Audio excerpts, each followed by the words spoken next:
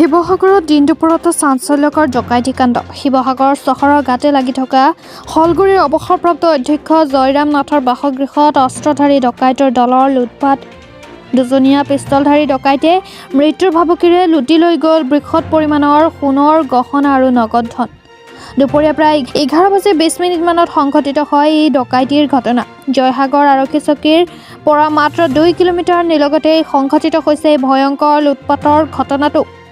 ঘটনাস্থলীৰ পৰা নিলগতে লাগি থকা এটা পৰিয়ালৰ বাসগৃহত সংস্থাপিত হৈ থকা চিচি কেমেৰাত আবদ্ধ হৈছে দুই সন্দেহজনক ডকাইতৰ অৱস্থিতি। ডকাইতি কাণ্ডৰ সময়ত জয়ৰাম নাথৰ জীয়ৰী অকলে বাসগৃহত আছিল। যুৱতীগৰাকীক পিষ্টল দেখুৱাই অলংকাৰৰ লগতে নগদ ধনো লৈ যায় ডকাইতৰ দলটোৱে।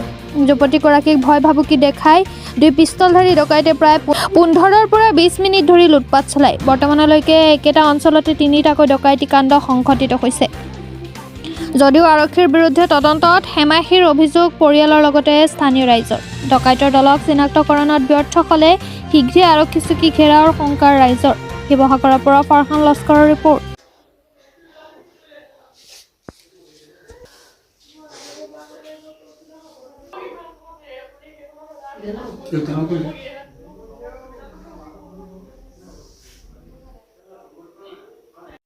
আইন শৃংখলা সম্পন্ন মানে কি, আমাৰ লোকেল থানা আছে, আমাৰ নিৰাপত্তা দিবৰ কাৰণে আমাৰ আছে।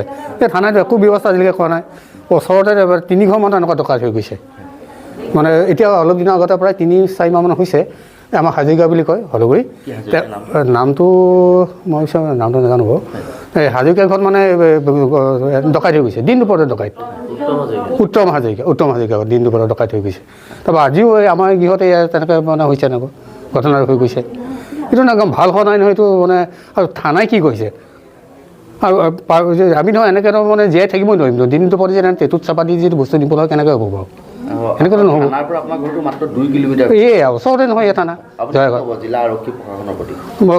হেৰি কৰিছে, তেওঁলোকে ব্যৱস্থা কৰক এইবিলাক, নহ'লে আমাৰ গোটেই সমাজ ওলাই যাব। আমাৰ সমাজ ওলাই গৈ আমি মানে এইটো মানে প্ৰতিবাদ কৰিম এইবিলাক বিষয়ৰ ওপৰত। মুখ্যমন্ত্ৰীৰ কিবা আহ্বান জনাব নেকি? মুখ্যমন্ত্ৰীৰ ওপৰত ছাৰকো আমি জনাম যে তেওঁ ব্যৱস্থা কৰক এইবিলাক। তেওঁ যিহেতু আৰক্ষী বিভাগত আছে যিহেতু, গতিকে আহি তেওঁ অন্ততঃ ব্যৱস্থাটো কৰক তেখেতে। এনেকৈ আমাকতো জীয়াই থাকিব লাগিব অন্ততঃ। প্ৰায় দিনৰ 11-20 মিনিটত মোৰ ছোৱালী শ্ৰীমতী গায়ত্ৰী নাথ, তাই অকলশৰে আছিলে। ঘৰ দুৱাৰ চাফা কৰি থাকোঁতে দুজন লৈ আহি সোমালেহি। সোমাই মানে তাইৰ মুখত সোপা দি বন্দুক দেখুৱাই তাই কোনো চিঞৰ বাখৰ নকৰিবি মানে পিছফালে ধৰি তাইক মানে ক'ত ক'ত বস্তু আছে উলিয়াই দিয়ে, নহ'লে মাৰি থৈ যাম, এনেকুৱাবোৰ চাউণ্ড দি তাইক ভিৰ চলাই আলমাৰীলৈ লৈ গৈছেগৈ।